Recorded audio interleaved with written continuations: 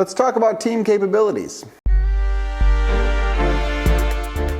Hello everyone, Dylan Schumacher, Citadel Defense, and we are back with our second video in this series about the squad binary rifle tool thing. I heard someone call it, Mike von Stuben, my semi-Twitter friend, I heard him call it a BAR, binary automatic rifle, I think is what he referred to it. I don't know. It was really cool. I'm totally going to steal that. So from now on, we're going to refer to this as the BAR, which is historical and cute and kind of quippy, and I just like it.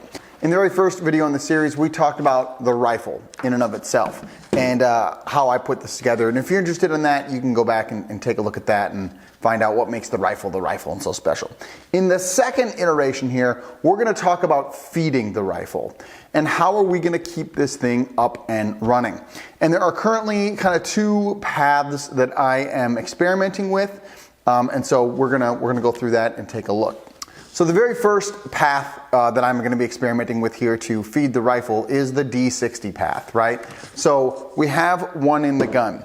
And then I was thinking, well, you know, again, if I'm the BAR guy, how do I carry as much ammo as is feasible to feed the gun with, you know, as few mag changes as possible, right? Because again, if it's a binary gun, you're going to be spitting ammo faster. So how do we make that work? And the solution that I came up with is we're going to start with one D60 in the gun. And then we're going to carry at least two more, I guess, ideally, right, on our person in our battle rattle. And so this is the solution that I came up with for that. We're gonna go to the tabletop because it'll just be easier to show you.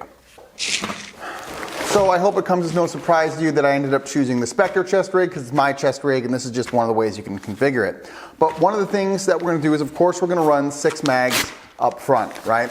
So these are double mag pouches, and of course we're gonna start there. And then in these GP pouches on the side, you can run a D60, right? So I have one in here, and then of course I have one in here, right? So that allows you to start the party with a D60 in the gun, right? 2 on your person, and then 6 mags to go. And I think that's pretty good, and it can still all fit on your chest rig, which is nice.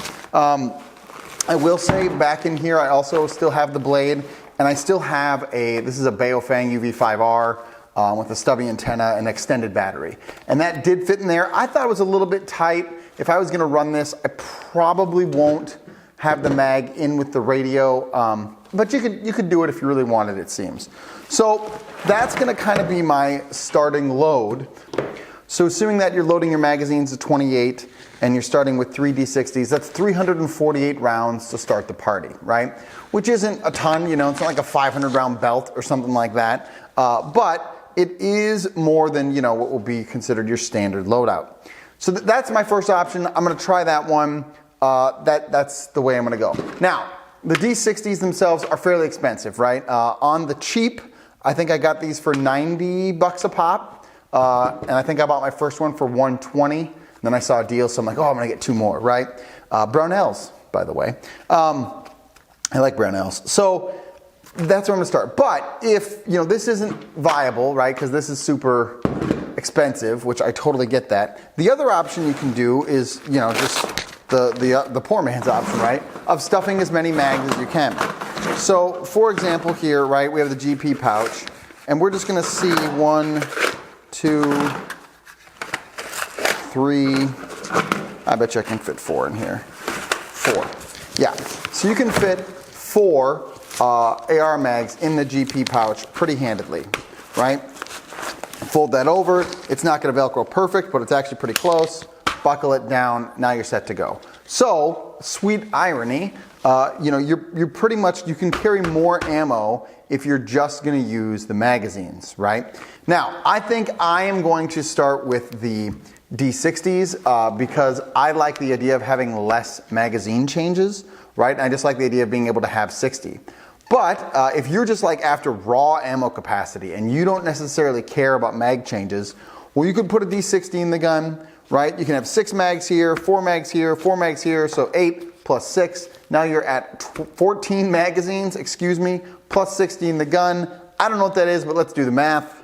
So I just did the math. I had to get my calculator out. So you're looking at 452 rounds, assuming that, again, your magazines are all loaded to 28, right? So 452 rounds if you're just after raw ammo carry capacity. That's pretty good, right? That's about 100 more rounds than we had previously. With just the D60s, it's 348. With just the raw mags, it's 452, right? So it's about 100 rounds difference. So again, if that's your concern and you're not as concerned about mag changes, that's the way to go. You can work off your main pouches, then you can backfill from your GP pouches. That's how I would run it. But I think those are your two options to kind of set up how you're gonna feed this thing, right? Because it's gonna get hungry. Now, this is all based off my chest rig, the Spectre. Obviously, you know, your chest rig will vary, your mileage will vary, your belt kit will vary, whatever, you do you. I just think that at the end of the day, you kind of have two main roads, if we're going to put it that way. One being the D60, which is definitely more expensive, but I think the big advantage is it offers less mag changes.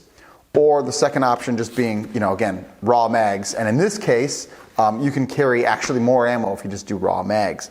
That being said, I think no matter what, I would still start with a D60 in the gun. I just think, again, that's going to give you that opening party starter fun much better than a 30 would, right?